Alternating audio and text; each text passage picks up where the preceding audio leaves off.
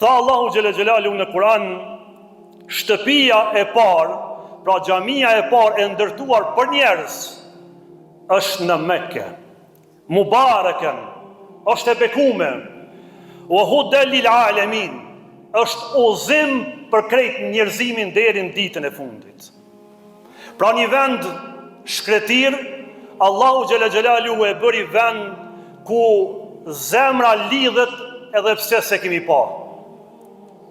Syri loton edhe pse nuk kemi qenë prezent aty. Kursejmë nga pasuria jonë, vetëm njëherë në jetë me pas mundësi me thonë lebejk Allahu me lebejk. Vend i cili edhe pse shkojmë, prap kemi dashni për me shku në atë vend. Vend ku edhe në rast se nuk jemi shëndet mirë, edhe pse ndoshta je i shtyrë në mosh, është vendi i cili të rjek për me shku. Ajo është vendi Qabja. Qabja e bekume. Vendi ku shumë zemra pushojnë, një haxhi pranun, nuk ka shpërblim tjetër vetëm se xhenetin e Allahut subhanahu wa taala. Kështu ka dashur i madhi Allah xhela xhelaluhu me caktu këtë vend për brezat të cilët do të vinë pas Ibrahimit alayhi salatu wassalam.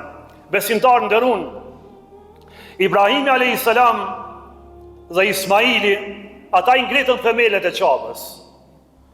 Në moment kur i ka ngritë themelet e Qabës, Allahu xhela xhelalu po i thot Ibrahimit, dhe ka ardhur në suratul Hajj, ajeti 27, ku i tha wa adhin fin nasi bil hajj. Allahu po i drejtohet Ibrahimit alayhis salam, thirrni njerëzit për hajj. Ata ty do të vinë në këmbë, të hyjnë në kafsh prej vendeve të larta. Ajo që ka tregohet nga mufesirët, komentatorët e Kur'anit dhe nga historia e Islamit, kur e mur këtë thirrje nga ana Allahu xhela xhelalu Ibrahimi me një vend shkretir, jo një vend i banuar, jo një qytetrim, mirë po shkretir, Allahu po i thot Ibrahimit, thirrni njerëzit për hajj. Ibrahimi po i thot, o Zot, ka më e thirr, kush më dëgjon këtë shkretir? Dhe thua se ai ka hyp me një kodër dhe e ka bë thirrjen e asaj që Allahu e ka udhëru. Dhe sot o vllazë nderun, sa mbretëni kanë ra, Qabja ka mbet në kam. Sa luftrat kanë ndodhur dhe po ndodhin, Qabja është në kam.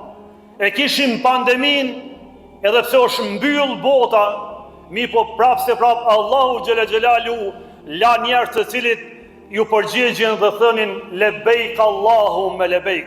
1, 2, 5, 10, mirë po deri në momentin e fundit nuk do të ketë njerëz që nuk kanë me thonë atë vend lebejk Allahu me lebejk. Pra e jonja është na me ju përgjigj thirrjes Allahut. Ibrahimi alayhis salam tha, kush më dëgjon këtu? Allahu po i thot, o Ibrahim, ti thirr, e imja është me i qu thirrjen tane në zemrat e atyre të cilët e dojnë Allahun dhe i besojnë Allahut. A ka njeri prej Ibrahimit alayhis salam e deri në ditët e fundit që nuk ka mallëngjim, nuk i ka në zemra dhe nuk mërzitet mos me shku në atë vend? Nuk ka.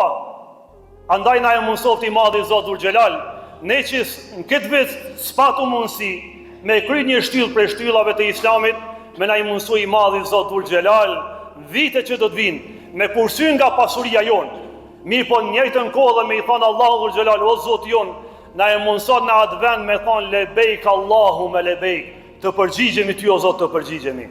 E jonja është me i thirr njerëzit, me unisë kur të Nuhi alayhis salam, ajo është historinë vete.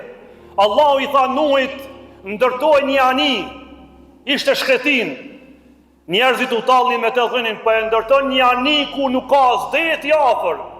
Allahu i tha, o Nuh, ti ndërtoj anijen, e imja është me pru detin këtu, ju e jotja.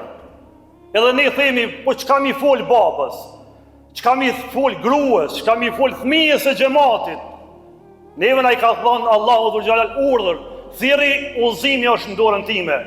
Ne kena me kry thirrjen, ndërsa udhëzimi vjen prej anës Allahut subhanahu wa taala.